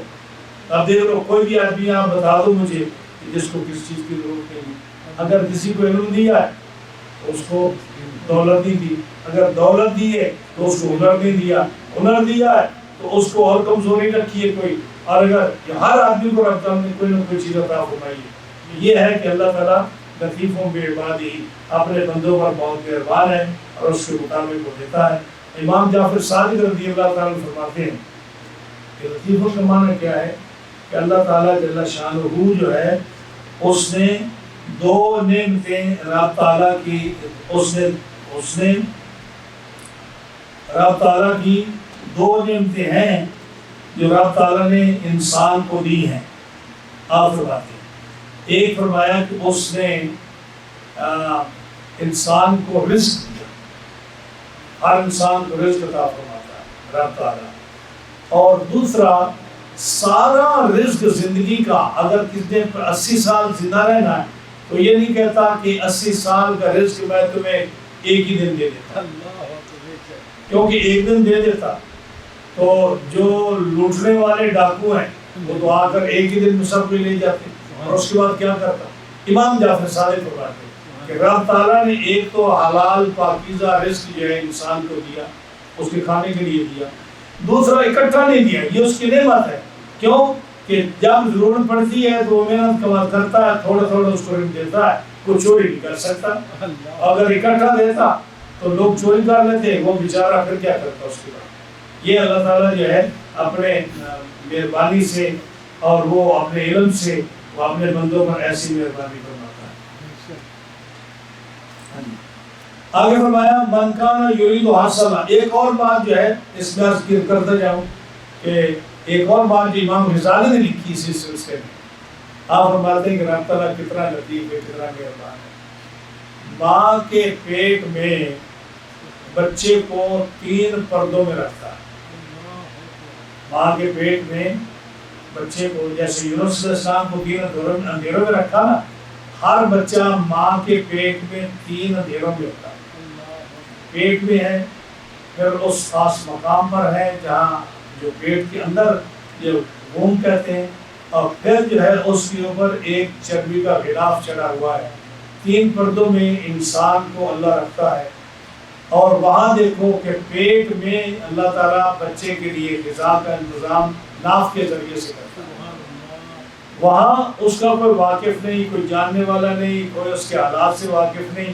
رب تعالیٰ نے ہر انسان کے لیے رزق کا انتظام فرمایا.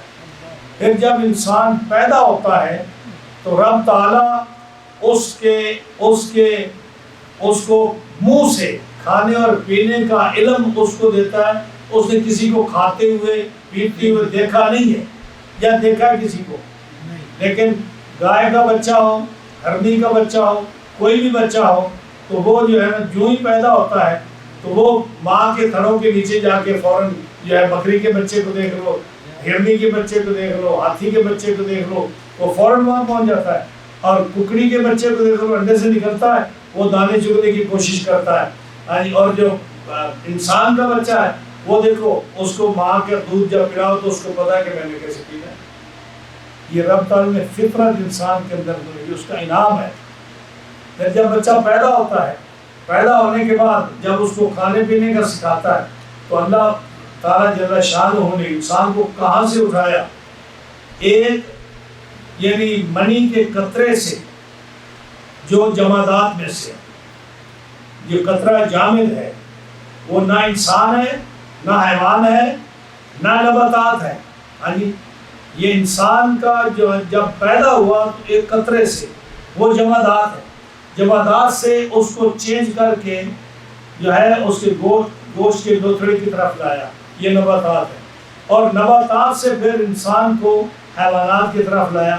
حیوان جس کو محسوس ہوتا ہے، یعنی پیٹ میں وہ حرکت کرتا ہے جب بڑا ہوتا ہے، اس کو غذا کی ضرورت ہوتی ہے، وہ جو ہے پریشان ہوتا ہے. جو ڈاکٹر آج کل سب بتاتے ہیں کہ بچہ پریشان ہے، اس کی موومنٹ ہے، اس کو یہ تکلیف ہے، تو یہ انسان حیوانات کی طرف لاتا ہے. جب یہ انسان جو حیوان ہے، یہ حیوان کا مطلب جو بولتا ہے، جس کو نطق دیا، جس کو حرکت دی، جس کو کھانے پینے کا، جس کو زندگی دی، حیوان کا مطلب یہ ہے. جب پیدا ہوتا ہے، پیدا ہونے کے بعد یہی بچہ جو ہے اب رب تعالیٰ اس کو اپنے علم اور قدرت سے وہ مقام دیتا ہے کہ جب وہ نیکیاں کر کے ایک اللہ کا ولی بنتا ہے، ایک کتب بنتا ہے، ایک غوث بنتا ہے، ایک عالم بنتا ہے، تو پھر رب تعالیٰ اس کو قیامت میں اس منزل پر پہنچاتا ہے جو جس کی کوئی انتہا نہیں. یعنی دائمی زندگی قیامت میں اس کو ملتی ہے جنت میں، اور جنت کی اعلیٰ منزلوں میں یہ انسان رہتا ہے. تو یہ اللہ تعالیٰ کا کتنا کرم ہے کہ انسان پر ایک منی کے قطرے سے اس کو اٹھا کر اس کو جنت کے اعلیٰ سے اعلیٰ مقام پر جہاں انسانیت کی انتہا ہے اور رب تعالیٰ کا محبوب بنتا ہے، وہاں جا کر ہمیشہ کی زندگی اس کو رب عطا فرماتا ہے. یہ اللہ لطیف بعبادہ یرزق من یشاء. امام غزالی رحمۃ اللہ نے اس تفسیر رسالہ کی یہ فرمائی. من کان یرید، ایک آیت رہتی میں اس کا جلدی سے ترجمہ کر کے عرض کرتا ہوں، ختم کرتا ہوں. فرمایا من کان یرید حرث الآخرۃ نزد لہ فی حرثہ. ایک ہے دنیا کی کھیتی، ایک ہے آخرت کی کھیتی. ایک ہے دنیا کی کھیتی، ایک ہے آخرت کی کھیتی. جو آدمی آخرت کی کھیتی کا سوچتا ہے رب تعالیٰ اس کی کھیتی میں برکت دیتا ہے، اور جو آدمی دنیا کی کھیتی کا سوچتا ہے رب تعالیٰ اس کو آخرت میں کوئی حصہ نہیں دیتا. یہ کھیتی اس لیے کہا کہ انسان جب زمین میں ایک دانہ بوتا ہے تو آپ آنکھوں سے دیکھتے ہو کہ پھینکا ایک دانہ، اس سے 7 کونپلیں نکلی اور اس پر جو ہے 7 سکے لگے.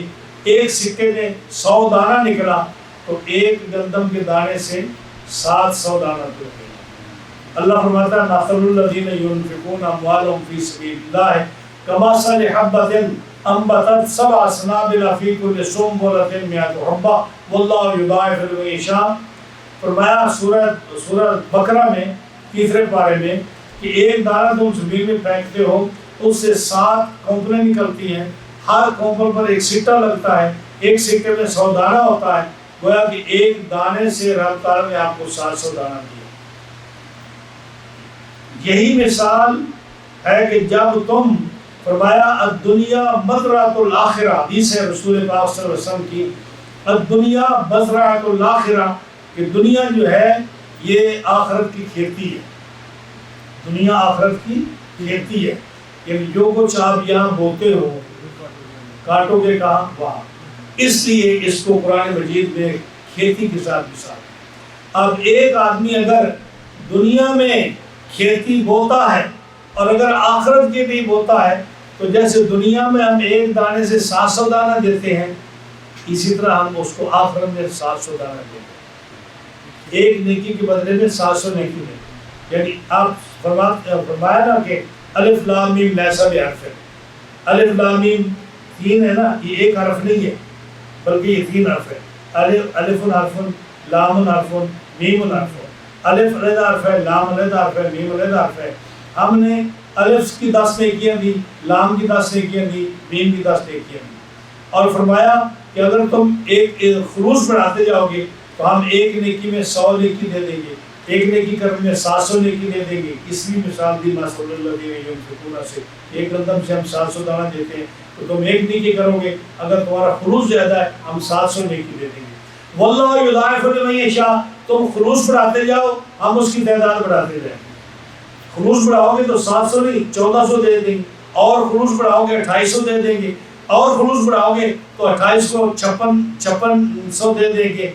اب بڑھاتے جاؤ، اور جب تمہارا خروج سے انتہا کو پہنچ جائے گا ہم کہیں گے ان اللہ یرزق من یشاء بغیر حساب. ہم اتنا دیں گے کہ کوئی حساب ہی نہ کر سکے. رب تعالیٰ دیتا نہیں تھا. فرمایا یہ ہے کہ اگر تم دنیا میں کوئی کھیتی بو اور آخرت کے لیے بو تو فرمایا نزد لہ فی الآخرہ نزد لہ فی حرثہ، ہم اس کھیتی میں برکت دیتے جائیں گے، زیادہ کرتے جائیں گے، زیادہ کرتے جائیں گے. 1 کی 10، 10 کی 20، اور ڈبل ٹرپل اور اضعاف مضاعفہ. اضعاف مضاعفہ قرآن میں آتی ہے. اضعاف مضاعفہ یعنی کئی گنا ٹرپل، اس سے بھی زیادہ، اس سے بھی زیادہ ہم کرتے جائیں گے.